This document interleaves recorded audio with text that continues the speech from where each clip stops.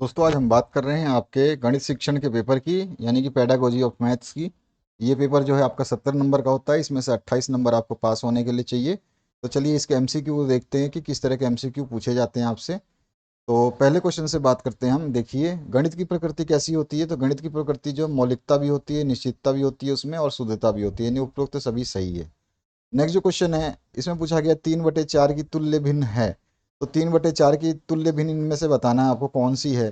तो सबसे पहले 3/4 को जो है आप 2/2 से गुणा करके देखिए, फिर 3/3 से गुणा करके देखिए, 4/4 से गुणा करके देखिए। इनमें से तुल्य भिन्न मतलब उसके समान भिन्न। अगर इस 9/12 को आप वापिस काटोगे तो ये आपका 3/4 बन जाएगा। 3/4 ही बनाना था आपको, तो ये तीन के पहाड़े में 3×3 = 9 और 3×4 = 12, यानी 3/4 बन जाता। तो हमने इसको गुणा करके देखा कि 2 से गुणा किया तो 6/8 आया। इसको 3 से गुणा किया 3/3 से तो 9/12 आया। और 4 से गुणा किया 4/4 से तो 12/16 आया। इसमें से जो ऑप्शन में था वो हमारा 9/12 था, तो 9/12 जो है इसका ब ऑप्शन सही हो जाएगा। इसके बाद आइए नेक्स्ट क्वेश्चन। इसमें पूछा गया त्रिविमीय आकृति का उदाहरण है। तो त्रिविमीय आकृति में तीन जो है आपको मिलेंगे। उसके खासियत जो होती है, जिसमें लंबाई, चौड़ाई और ऊंचाई, तीन जो है आपको उसका आयाम मिलते हैं त्रिविमीय आकृति में। द्विविमीय आकृति में दो ही चीज़ मिलेंगी, लंबाई या चौड़ाई मिलेगी, या चौड़ाई या ऊंचाई मिलेगी, या ऊंचाई या लंबाई मिलेगी। लेकिन त्रिविमीय आकृति में तीनों चीज़ें मिलेंगी, लंबाई, चौड़ाई और ऊंचाई। तो जैसे कि आप यहाँ पे देखेंगे, आयत जो है इसमें केवल लंबाई और चौड़ाई होती है। वर्ग जो होता है इसमें भी लंबाई और चौड़ाई होती है। त्रिभुज में भी लंबाई और ऊंचाई होती है केवल। लेकिन जो घन होता है, ये घन जैसा कि आपके माचिस का डिब्बा होता है या चौक का बॉक्स होता है, उसमें चौड़ाई भी होती है, लंबाई भी होती है और ऊंचाई भी होती है। तो इस तरह की जो आकृति बनती है जो 3D होती है उसको घन बोलते हैं। ठीक है। तो ये जो है आपका क्यूब कहलाता है। तो ये जो है आपका त्रिविमीय आकृति का उदाहरण है। नेक्स्ट जो क्वेश्चन है, गणित के पाठ्यक्रम निर्माण का सिद्धांत जो है वो बाल केंद्रित भी होता है, क्रिया प्रधान भी होता है, और मनोवैज्ञानिक और तार्किक भी होता है। उपरोक्त सभी सही हैं इसमें। अगला जो प्रश्न है, इसमें पूछा गया मापन वस्तुओं या घटनाओं की तर्कपूर्ण ढंग से संख्या प्रदान करने की प्रक्रिया है। ये कथन किसका है। तो ये स्टीवेंस ने दिया है। ये कथन जो है स्टीवेंस का है। नेक्स्ट जो क्वेश्चन है, इसमें पूछा गया आपसे अधिक स्थानों की पूर्ति कीजिए। तो गणित सार संग्रह की रचना जो है महावीराचार्य ने की थी। इनको महावीर आचार्य भी लिख सकते थे आप। इसका जो नेक्स्ट क्वेश्चन है, खालिस्तान विधि में विद्यार्थी विभिन्न तथ्यों और उदाहरणों द्वारा सामान्य नियम प्राप्त करता है, निगमनात्मक या निगमन विधि कहलाती है। इसके बाद जो नेक्स्ट क्वेश्चन है, इसमें पूछा गया है एक बिंदु से होकर के खालिस्तान रेखाएं खींची जा सकती है। तो एक बिंदु है, इस बिंदु से आप कितनी भी डायरेक्शन में रेखाएं खींच सकते हो, यानी कि अनंत रेखाएं खींच सकते हो। खालिस्तान के अनुसार मूल्यांकन एक ऐसी प्रक्रिया है जिससे सही ढंग से किसी वस्तु का मापन किया जा सकता है। यह जो परिभाषा दी थी, ये गुड्स ने परिभाषा दी थी। नेक्स्ट जो क्वेश्चन है, डगलस के अनुसार शिक्षक और पाठ्य पुस्तक विद्यार्थी निर्माण करते हैं, यह सॉरी विद्यालय का निर्माण करते हैं। डगलस ने कहा था कि शिक्षक और पाठ्य पुस्तक जो है विद्यालय का निर्माण करते हैं। इसके बाद जो है, कौन सा ग्रंथ त्रिशतिका के नाम से प्रसिद्ध है। गणित सार का दूसरा नाम है त्रिशतिका। उसके बाद जो नेक्स्ट क्वेश्चन है, इसमें पूछा गया किस संख्या में 8 का स्थानीय मान सबसे अधिक है। तो किस संख्या में 8 का स्थानीय मान सबसे अधिक है आपको बताना है। तो देखोगे पॉइंट के बाद में 8 आ रहा है, तो जो पॉइंट के पास में रहता है उसका स्थानीय मान सबसे अधिक होता है। तो यहाँ पे स ऑप्शन जो है करेक्ट होता है। यहाँ पे अब मैंने स्थानीय मान भी बता रहा है कि पॉइंट के बाद में आप 100 कर दोगे। देखो पॉइंट के बाद में दूसरे नंबर पे है 8, तो यहाँ पे बटे में 100 है। उसके बाद में अगर इसमें देखोगे तो तीसरे आपका जो है स्थानीय मान में, यहाँ पर देखो सॉरी पॉइंट के बाद नहीं, उल्टी साइड से 7 के बाद 8 है, तो दो संख्याएं यहाँ पे 2 डिजिट लग गई पॉइंट के बाद में। इधर पहले नंबर पे है तो इसीलिए 10 लगा, यहाँ पे तीसरे नंबर पे इसीलिए 1000 लगा, इसमें दूसरे नंबर पे इसीलिए 100 लगा। ठीक है ना। तो इसमें स्थानीय मान सबसे अधिक जो पॉइंट के पास है, तो यहाँ पर जो है आपका सा ऑप्शन करेक्ट हो जाता है। इसके बाद जो नेक्स्ट क्वेश्चन है, इसमें जो नेक्स्ट क्वेश्चन इसमें पूछा गया द्विविमीय आकृति का उदाहरण। आपको द्विविमीय मैंने अभी बताया था 2D आकृति होती है, जिसमें कोई दो ही चीज़ मिलेगी, चौड़ाई और लंबाई। तो शंकु में आपका 3D आकृति होती है, घनाभ भी 3D आकृति होता है, बेलन भी आपका 3D आकृति होता है, लेकिन आयत जो है केवल 4 भुजाओं से बनी होती है। इसमें लंबाई और चौड़ाई होती है 2D आकृति, यानी कि द्विविमीय आकृति है। अगला जो क्वेश्चन है, इसमें पूछा गया एक अच्छी पाठ्य पुस्तक की विशेषता क्या होती है। तो सरल और स्पष्ट होती है, पाठ्यक्रम पर आधारित होती है, विषय वस्तु का जो है उचित क्रम होता है इसमें। तो ये सभी सही है इसमें। पाठ्य सहगामी क्रिया का उदाहरण जो है कौन सा है। पाठ्य सहगामी क्रिया का प्रोजेक्ट वर्क भी जो है पाठ्य सहगामी क्रिया का उदाहरण है। सूत्र लेख भी सह और सह अधिगम भी। तो ये सारे के सारे जो है आपके सॉरी पाठ्य सहगामी, प्रोजेक्ट वर्क तो कोई एक कर सकता है, श्रुत लेख, सुना हुआ लेख भी कोई एक लिख सकता है, सह अधिगम जो है वो भी हो सकता है, लेकिन बाल सभा जो है पाठ्य सहगामी क्रिया का उदाहरण है। बाल सभा में सभी विद्यार्थियों को शामिल किया जाता है। माई मिस्टेक, बाल सभा सही हो जाएगा। नेक्स्ट जो क्वेश्चन है इसमें बात करते हैं, पंच सिद्धांतिका की रचना जो है 12 महिर ने की थी। इसके बाद में खालिस्तान विशेष दृष्टांतों की सहायता से सामान्य नियमों की विधि पूर्वक प्राप्त करने की प्रक्रिया है आगमन विशेष जो है आगमन सिद्धांत, ठीक है ना। बेलन में कुल पृष्ठों की संख्या कितनी होती है? 3 होती है। बेलन जो होता है, बेलन जो आपका सिलेंडर होता है उसमें पृष्ठ कितने होते हैं? 3 होते हैं। एक तरफ से बंद रहता है, दूसरी तरफ से बंद रहता है, और तीसरी तरफ से जो है क्या रहता है, ये कवर रहता है।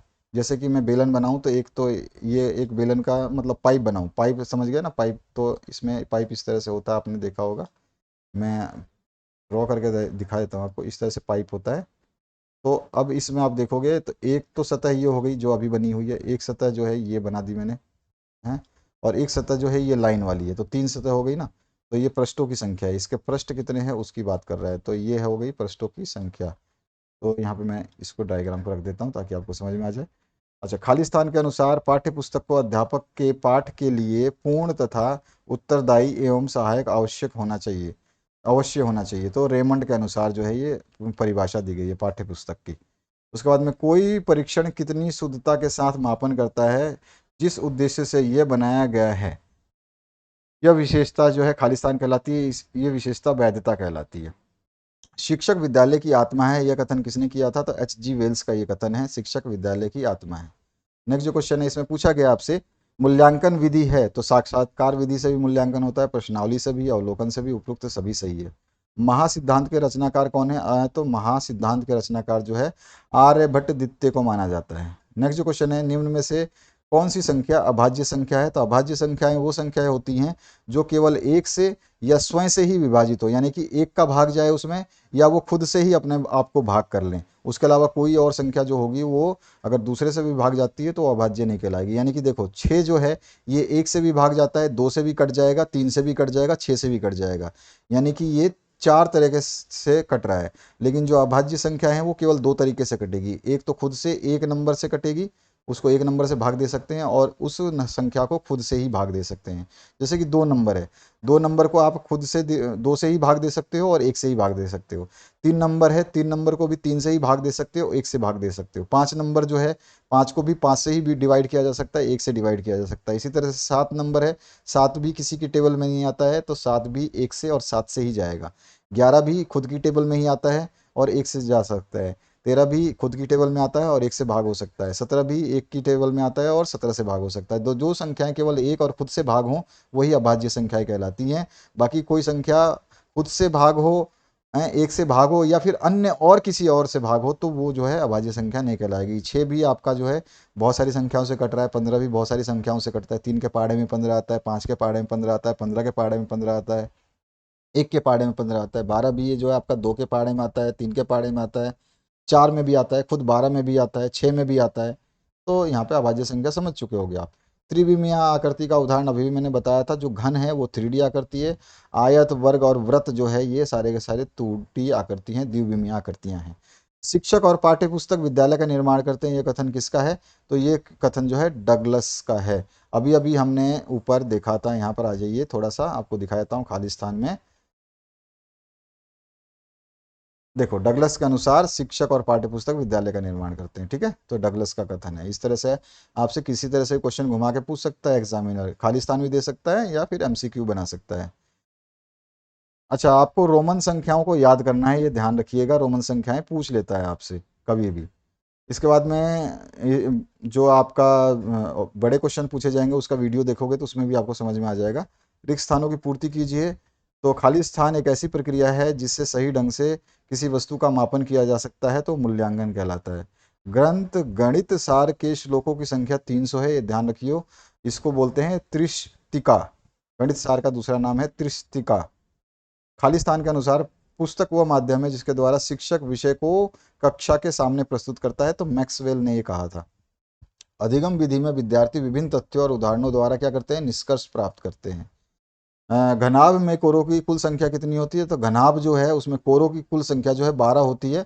जैसे ये घनाभ बना रखा है तो इसमें देखो एक लाइन ये है, ठीक है, 1 हो गया, फिर 2 हो गया, फिर ये 3 हो गया, फिर ये 4 हो गया, फिर पीछे वाली ये 5 हो गया, ये 6 हो गया, फिर इधर वाला 7 हो गया, फिर ये 8 हो गया, ये 9 हो गया, इधर 10 हो गया, ये 11 हो गया और ये 12 हो गया। ठीक है, तो 12 होती है। नेक्स्ट जो क्वेश्चन है, अगर कोरों की जगह सतहों की संख्या पूछता तो सतह कितनी है? एक ऊपर, एक नीचे, दो, एक साइड में, एक साइड में 4 और एक सामने और एक पीछे, 6 होती सतह की संख्या। तो नेक्स्ट क्वेश्चन की बात करते हैं। सीखना व्यवहार में उत्तरोत्तर सामंजस्य की प्रक्रिया है, ये स्किनर ने कहा है, याद रखिएगा। गणित विज्ञान जो है किसका है? तो संख्या का भी है, गणना का भी है, स्थान का भी, तो उपरोक्त सभी सही है। 4/5 की तुल्य भिन्न आपको बतानी है, तो तुल्य भिन्न जब भी पूछेगा तो हम जो है बार बार उसी संख्या से, किसी संख्या से जो गुणा गुणा करते हुए चले जाएंगे। जैसे 2/2 से गुणा करिए, फिर 3/3 से गुणा किया है, फिर 4/4 से इसी संख्या को गुणा किया है। तो मैंने देखा एक बार आया 8/10, एक बार आया 12/15, एक बार आया 16/20। मेरा यहाँ पे ऑप्शन में 8/10 है, तो 8/10 वाला आंसर सही हो जाएगा। नेक्स्ट जो क्वेश्चन है, वर्ग के अंतः कोणों का योग जो है कितना होता है? तो वर्ग है सभी कोण, हर एक वर्ग में जो है हर कोण जो है 90-90 डिग्री का होता है। तो 4 कोण है 90-90 डिग्री के, तो टोटल कोण कितने हो गए? ये 360 डिग्री हो गया। ठीक है, तो वर्ग के चारों भुजाएं बराबर होती हैं और उनके प्रत्येक कोण 90 डिग्री का होता है और उन सभी कोणों का योग जो है 360 डिग्री होता है। यहाँ पे मैंने बता रखा है। आयत में आमने सामने की भुजाएं बराबर होती है, वर्ग में चारों भुजाएं बराबर होती हैं। यहाँ पे बोला गया है वर्ग में चारों भुजाएं बराबर होती हैं, आयत में केवल आमने सामने की भुजाएं बराबर होती हैं, यानी कि ये भुजा और ये भुजा बराबर होगी, या फिर ये भुजा और ये भुजा बराबर होगी। मतलब चारों भुजाएं तो बराबर होगी लेकिन आमने सामने की भुजाएं बराबर होगी, और इसमें वर्ग में चारों की चारों भुजाएं बराबर होती हैं।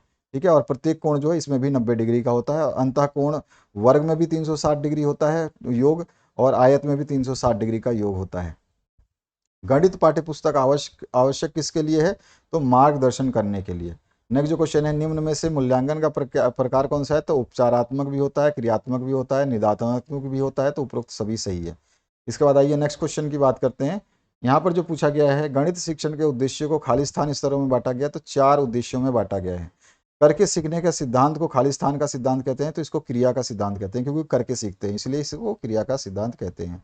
60 डिग्री का संपूरक कोण जो है कितना होता है? 120 डिग्री होता है। संपूरक का मतलब होता है कि कुछ भी करके 180 डिग्री आना चाहिए। अगर 60 डिग्री को 180 बनाना है तो कितना जोड़ना पड़ेगा? 120 जोड़ना पड़ेगा। अगर ये बोलता है 120 का संपूरक कोण कितना होगा, तो 120 को 180 बनाने के लिए कितना जोड़ना पड़ता? 60 जोड़ना पड़ता, तो उस समय 60 आंसर आता। लेकिन 60 में 60 दिया हुआ है, हमें 180 बनाना है, तो हमें कितना जोड़ना पड़ेगा? 120 डिग्री। तो संपूरक कोण में 180 डिग्री मान होता है, जबकि पूरक कोण में 90 डिग्री का मान होता है। अगर पूछता कि 60 डिग्री का पूरक कोण बताइए, तो 60 डिग्री का पूरक कोण कितना होता है? 30 डिग्री, क्योंकि 60 डिग्री से 90 डिग्री बनाना था, तो कितने कम पड़े? 30 डिग्री। तो यहाँ पे आंसर होता है 30 डिग्री, इसीलिए मैंने लिखा हुआ है संपूरक कोण का मान होगा 180 डिग्री, पूरक कोण पूछेगा तो उसका मान होगा 90 डिग्री। जो भी कोण दिया होगा अगर संपूरक पूछेगा तो 180 डिग्री बनना चाहिए वो कैसे भी करके। अगर यहाँ पे 60 दिया है तो 180 बनाओगे तो 120 चाहिए। अगर यही पूरक पूछता 60 का पूरक कोण बताइए, तो 60 दिया है तो 90 बनाने के लिए कितना चाहिए था? 30 चाहिए था, तो यहाँ पे 30 आंसर आता। तो ये थोड़ा ध्यान रखना। इकाई योजना के प्रवर्तक जो है आप सभी को पता है, मॉरिसन है। उसके बाद जो नेक्स्ट क्वेश्चन है उसकी बात करते हैं। बेकन के अनुसार जो है पाठ्य पुस्तक कक्षा कक्ष में प्रयोग हेतु निर्धारित की गई पुस्तक है, ये है बेकन ने कहा है।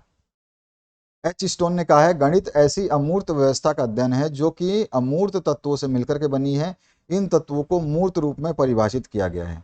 अच्छा, गैलीलियो क्या कहते हैं? गणित वह भाषा है जिसमें परमेश्वर ने संपूर्ण जगत या ब्रह्मांड को लिख दिया है। और लॉक के अनुसार क्या है? गणित वह मार्ग है जिसके द्वारा बच्चे के मन अथवा मस्तिष्क में तर्क करने की आदत स्थापित होती है। तो ये सारी की सारी परिभाषाएं याद रखनी है। नेक्स्ट जो क्वेश्चन है उसकी बात करते हैं। गणित ही विज्ञान का प्रवेश द्वार व कुंजी है, यह कथन जो है रोजन बेकन का है, याद रखिएगा। गणित वह मार्ग है जिसके द्वारा बच्चों के मन या मस्तिष्क में तर्क करने की आदत स्थापित होती है। उपरोक्त कथन किसका है? अभी अभी मैंने बताया है, लॉक का है। ठीक है ना, ये देखो यहाँ लिखा हुआ है, तो आंसर हो जाएगा लॉक। गणित सभ्यता तथा संस्कृति का दर्पण है, यह कथन किसका है? तो ये हागबेन ने कहा है, ये याद रखना है आपको।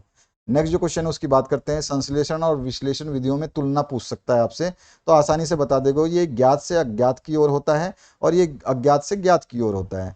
ठीक है, इसको जो है प्रक्रिया को छोटे छोटे भागों को मिला करके संयुक्त इकाई के रूप में प्रस्तुत किया जाता है, और जो है इस प्रक्रिया में छोटे छोटे भागों में विभक्त करते हैं। तो इस तरह से आमने सामने मैंने लिखा हुआ है आंसर, तो आप इसको पढ़ के भी याद कर सकते हो। ठीक है, बहुत सारे पॉइंट हैं, इसमें से 5-6 पॉइंट आपको याद होनी चाहिए, जो अच्छा लगता है वो पॉइंट याद कीजिए। ये आपका जो है नेक्स्ट क्वेश्चन पूछेगा, आगमन और निगमन विधियों में अंतर बताइए। तो इसमें जो है विशिष्ट से सामान्य की ओर जाते हैं, इसमें सामान्य से विशिष्ट की ओर जाते हैं। ये क्वेश्चन भी आपसे पूछा गया था। है, आगमन विधि में एक सामान्य नियम निकाला जाता है, निगमन विधि में सामान्य नियम जो है पहले बता दिया जाता है और बाद में उदाहरण की पुष्टि की जाती है। तो इस तरह से आमने सामने जो है इसके मैंने आंसर्स लिखे हुए हैं। तो ये था आपका पूरा का पूरा जो एमसीक्यू, जिसको हमने स्पष्ट रूप से समझा। एमसीक्यू को बार बार ढंग से पढ़ना ताकि आप अच्छे तरीके से स्कोर कर पाएँ। Thank you very much, have a good day.